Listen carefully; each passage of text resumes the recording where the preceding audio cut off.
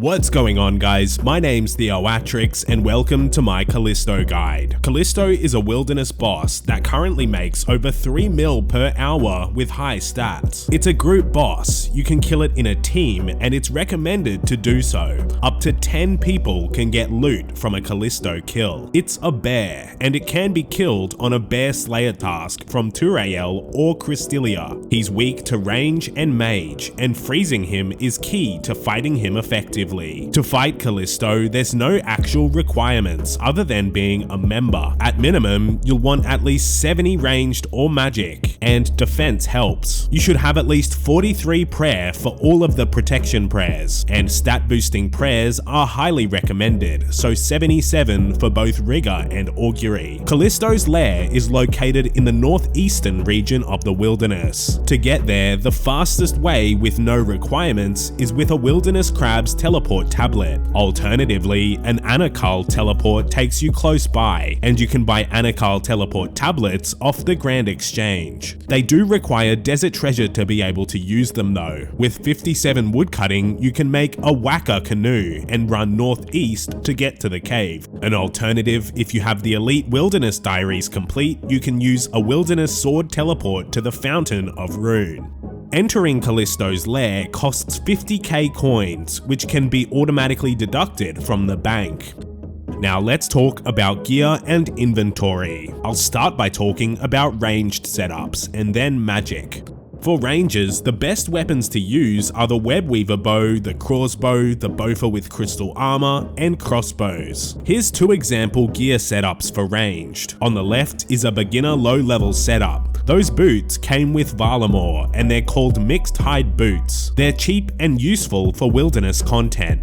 On the right is the max setup with ranged, with 4 valuable items, so you'll need protect item on with this setup. And here's an example inventory setup for rangers. You should bring blighted food with you since it's cheaper, and combo food is also very helpful at Callisto. You'll need a teleport out and blighted ice sacks or entangle sacks if you're freezing. In your team, you need at least 1 person to be freezing Callisto. If that's you, it's much easier to freeze if you take magic as your main attack style, although you can do it with ranged just as long as your magic attack is above 0.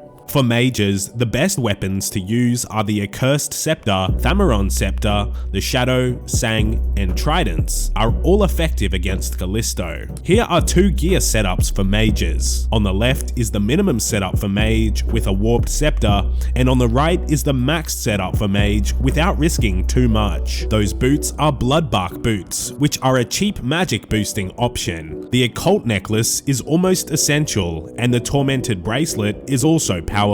Here are 2 example inventory setups for mages. On the left is using Forgotten Brews for magic boosting, and on the right is using an imbued or saturated heart.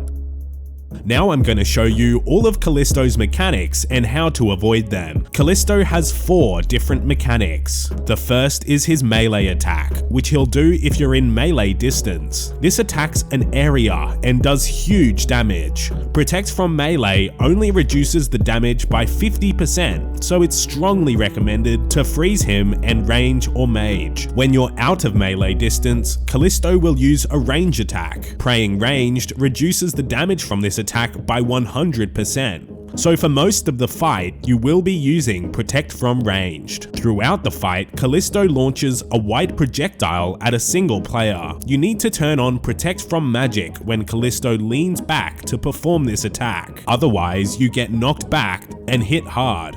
This is an area attack, so players nearby can also get affected. At 66% and 33% hit points, Callisto spawns bear traps on the floor. Walking into one of these hits up to 15 damage and stuns you. Now I'll take you through a fight with Callisto so you can watch how it works. If it's your first time here, you'll need to enter the cave to see if there's anyone already in there. But after 20 kills at Callisto, you can right-click the cave and see how many people are in there by peeking. So you hop until you find an empty world, and once ready, you head inside with Protect from Ranged active. If you're the freezer, the first thing you should do when you get down there is cast a freeze spell on Callisto. The first thing that Callisto did on this kill was do his magical knockback attack, so I swapped to protect mage and then back to protect range. When you see Callisto do a big roar, he gets unbound from the freezes, so I get prepared to refreeze him.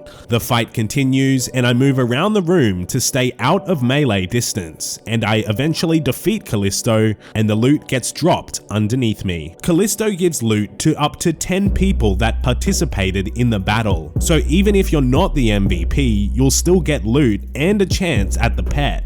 As I mentioned, Callisto is over 3 mil per hour in a good team. The average loot per kill is 165k, which is very good. Being a multi-combat area, lots of PKers roam around Callisto's area, so to survive the most, you should try to stay towards the exit of the cave while fighting Callisto. When a PKer comes, you exit through the escape caves with Protect from Magic active, and then run south in the wilderness until you're below level 30.